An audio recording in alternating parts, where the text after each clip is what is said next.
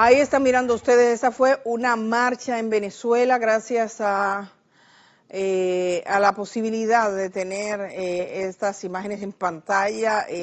Algunos amigos han estado ahí, particularmente una periodista amiga, bueno, le voy a preguntar a ver si quiere que la acredite, pero que me lo ha compartido. Esta marcha era ayer. Lo que hacían era marchar y reclamar por la libertad de los migrantes venezolanos, los que fueron llevados desde Estados Unidos hasta El Salvador, sin juicio, sin ver a un juez, sin conocer los delitos, sin condena. La condena es verbal, porque tengan un tatuaje, porque a ellos se les ocurre por lo que sea. Entonces, es una situación de lo más duro, una situación increíble la que están viviendo. Tenemos contacto con varias familias, he conversado con varias familias a propósito de esto, ellos están moviéndose bastante. Casi todos los medios internacionales han accedido a testimonios de familia, por ejemplo en Estados Unidos, de familias que le llevaron a los suyos y que nunca han estado involucrados en actos delictivos previos, que no tienen antecedentes y que se preguntan, o sea, no tienen información, todavía no ha sido difundida una lista de las personas llevadas a las cárceles de Bukele en El Salvador, unas cárceles calificadas como al margen muchas veces de los derechos fundamentales de la gente, muy duras, que inicialmente fue una propuesta del presidente salvadoreño que las desarrolló como una respuesta a las maras, a las bandas organizadas de su país, y que ahora han sido alquiladas. Ya se sabe que por los datos que ellos ofrecen, unos $20,000 al año por cada, van a tener $20,000, algo así, por cada uno de estos presos. Hay una transacción económica. Vamos a chequear esos números de la transacción económica, pero eso es lo de menos. Se sabe que sí, que él decía, cuesta menos en Estados Unidos, cuesta menos que lo que costaría en Estados Unidos, y Estados Unidos estaría ofreciéndoles, pagándoles ese dinero. Pero la verdad es que estos padres la tienen muy difícil, la familia. Nosotros vamos a comenzar, quiero ir de inmediato, señor director, con un poco de imágenes para que conozcamos exactamente lo que tenemos este día.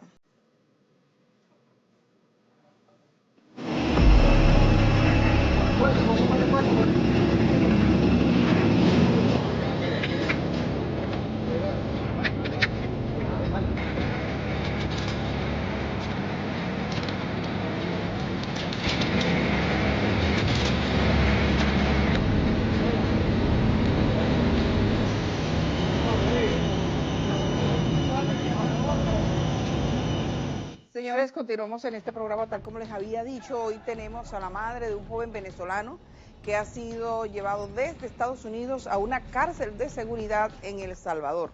Un hecho que para muchas familias ha sido todo un colapso. Esta madre se enteró, creo que por la prensa, de que su hijo finalmente estaba siendo llevado a una cárcel de El Salvador.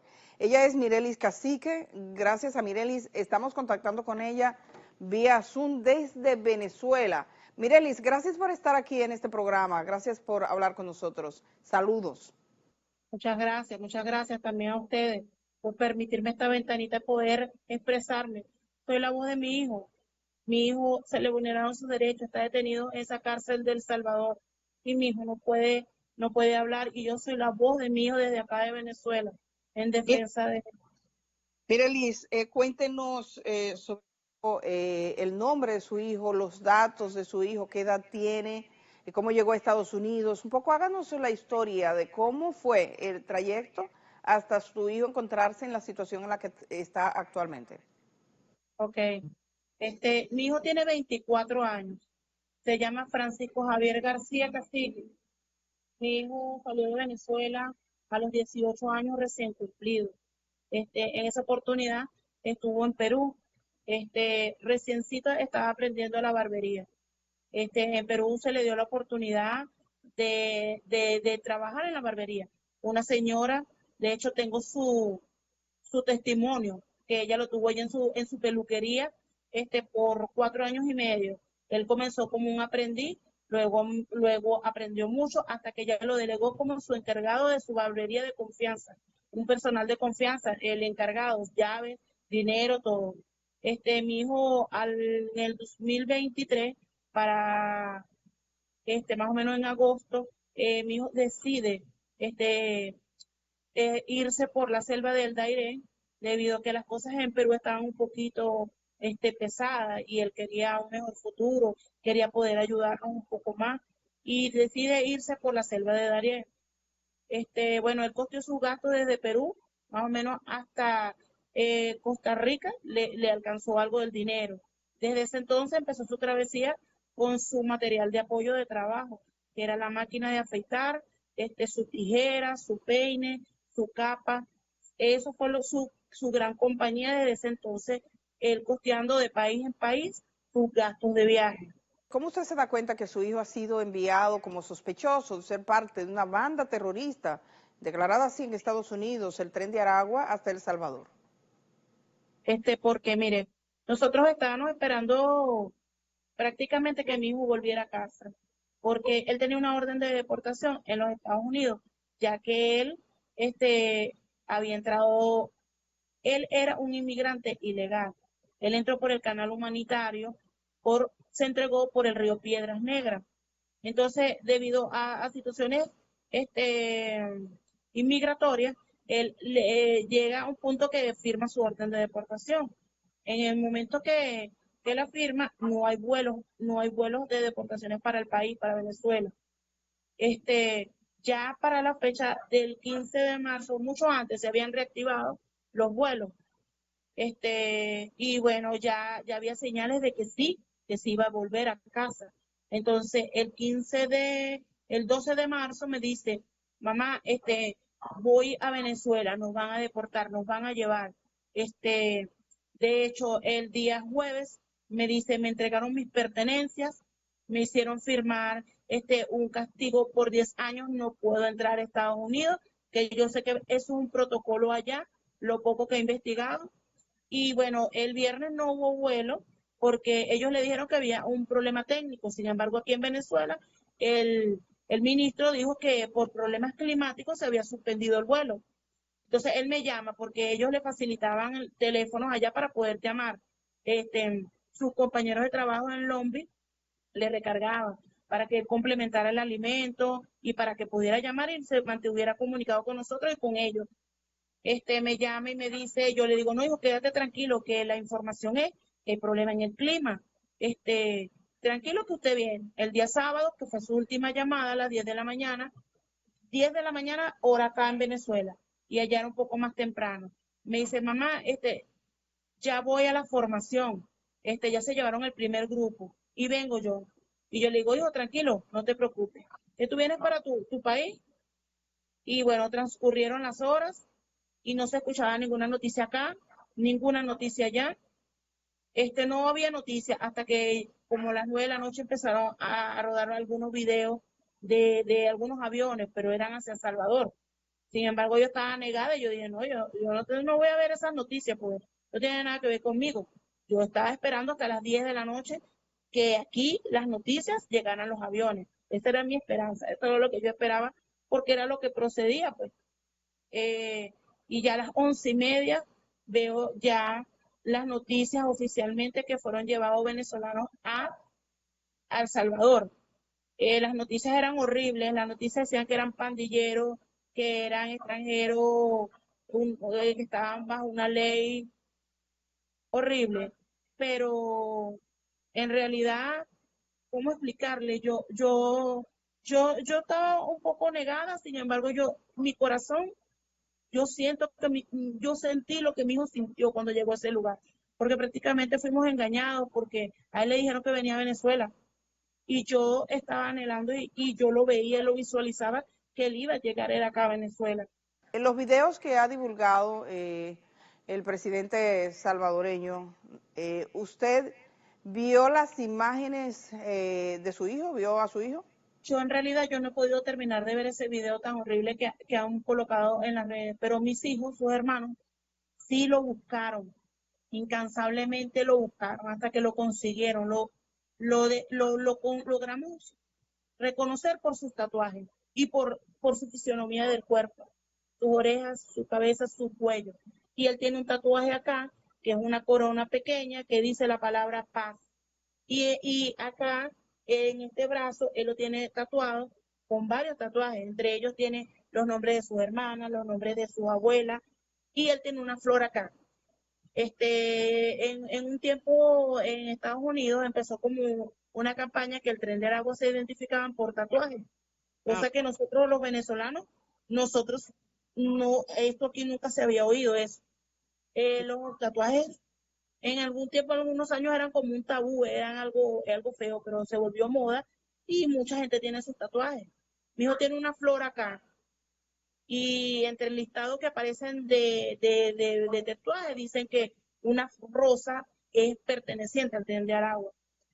Entonces nosotros lo reconocimos por los tatuajes, ya que lo colocan en esta posición y acá se le ven. Sin embargo, hasta el día lunes nosotros sí lo reconocimos, pero el día martes nos los confirmaron. Una persona nos ayudó mucho y nos enfocó muy bien y con nitidez se le veía su tatuaje y realmente ya lo confirmamos. ¿Usted no ha tenido comunicación con su hijo jamás? ¿No ha podido conversar con él? No, no, yo no he tenido más comunicación con mi hijo desde el día sábado 15 de marzo a las 10 de la mañana que me llamó. De hecho, tengo el registro de la llamada de West Point, Laredo, y de ahí fue que me llamó. De hecho, yo lo busqué en el sistema localizador de Estados Unidos, todos los días lo buscaba por allí y ya aparecía resultado de la búsqueda cero, ya no se encontraba en Estados Unidos.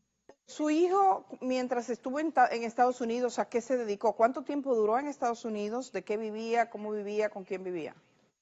Ok, él siempre ha vivido su oficio, ha sido de barbero.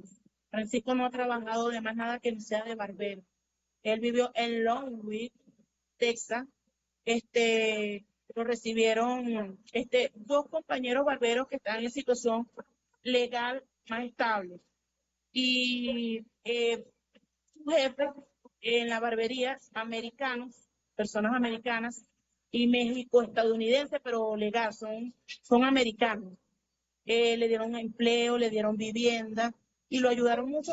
Desde que él entró, siempre vivió en Longwood, Texas. Siempre vivió allí. ¿Usted sabe cómo fue que lo apresaron? Se hizo como una especie de redada en la localidad. Llegaron unas camionetas y cosas. Entonces, uno de sus compañeros del apartamento donde ellos vivían estaba calentando el carro. Le llegaron y le pidieron la documentación. Él le dijo, no la tengo encima. Y bueno, él le dijo, pero la tengo en mi apartamento. Cuando llegaron al apartamento, él fue a sacar su documentación y le pregunta, ¿con quién usted vive acá? Y él dice, con mi compañero. ¿Y tu compañero dónde está? En el cuarto. Le tocaron su puerta y Francisco salió y le dijeron tu documentación. Y él dice, no, yo no la tengo porque yo voy a ser deportado y le vieron su grillete en el pie. Y entonces le dijeron, bueno, tú te vas con nosotros y se lo llevaron desde ese entonces. Ya él tenía un proceso de deportación en marcha, aparentemente, ¿no? Había tenido un encuentro previo con las autoridades. Con las autoridades migratorias, sí, sí. Y Francisco no es un indocumentado, no fue un indocumentado. Francisco enfrentó un proceso de ilegal, porque Francisco no concretó su situación legal en Estados Unidos. Ellos sabían quién era Francisco Javier García, ya que ellos habían tomado sus huellas, él estaba monitoreado con un grillete, acudió a todas las citas de ICE, Francisco hizo un cambio de residencia para un apartamento en mejores condiciones y lo notificó ante ICE. Francisco no, no faltó a su comportamiento con las autoridades migratorias en el sentido en su proceso de deportación. ¿Cuánto tiempo duró en Estados Unidos?